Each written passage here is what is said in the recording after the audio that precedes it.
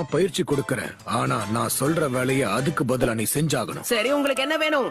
எனக்கு நல்ல அழகா பெருசா கேர்வியா ஒண்ணு வேணும். பெருசா இருக்கலாம், ஆனா ரொம்ப பெருசா இருக்க கூடாது.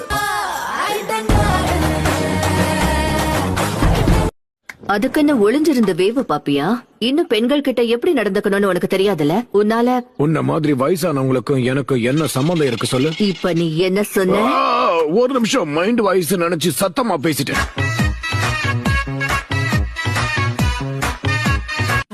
என்ன மன்னிச்சிருங்க, உங்களை தொந்தரவு பண்றேனா? அதான் பண்ணிட்டியே, சொல்லு.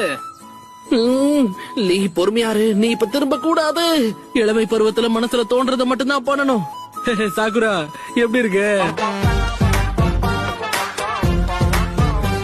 உங்க தலைவனா உன்னை நான் எச்சரிக்கிறேன். சஸ்பென்ஸ் வைக்காம விஷயம் என்னன்னு சொல்லு. கீழே விழுந்துராத. அடேங்கப்பா, அது எனக்கே தெரியும். நீ சொல்லலன்னா நான் கீழே விடுவேன்னு நினைச்சியா?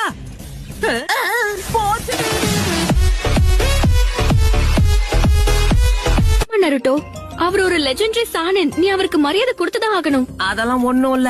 இவர் எவ்வளவு கோக்குமாக்கான ஆளுன்னு இவர் கூட பழகினாதான் உனக்கு தெரிய வரும். இப்ப நீ என்ன சொன்ன? சரி, எல்லாரும் வந்தாச்சுல, வாங்க நாம கிளம்பலாம். பட்டைய கிளப்பலாம் வாங்க.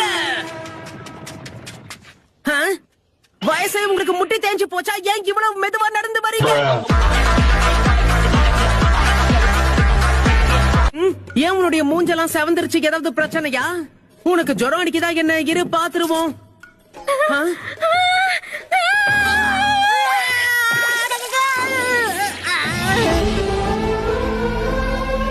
நல்லது. இப்படி நீ பேசிக்கிட்டு இருந்தா சாக்குரா என்ன பத்தி என்ன நினைப்பா?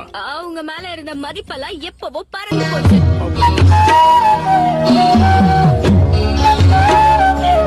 திரும்பி வருவோம். நீ செஞ்ச தப்புக்கு இதுதான் உனக்கான தண்டனை. நான் இதுக்கு உங்களுக்கு நன்றி சொல்லி ஆகணும்.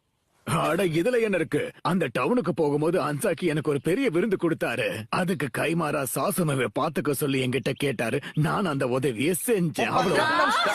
ரெண்டாவது யுக்தி, எதிரி கூட சண்டை போட முடியலன்னா காக்கா பிடிச்சு சமாளிக்கணும். ஹாய், எப்படி இருக்கீங்க? ரொம்ப நாளா நான் உங்களை தான் சந்திக்கணும்னு ஆசைப்பட்டுக்கிட்டு இருந்தேன். So hi. போய் வேலைய பாரு.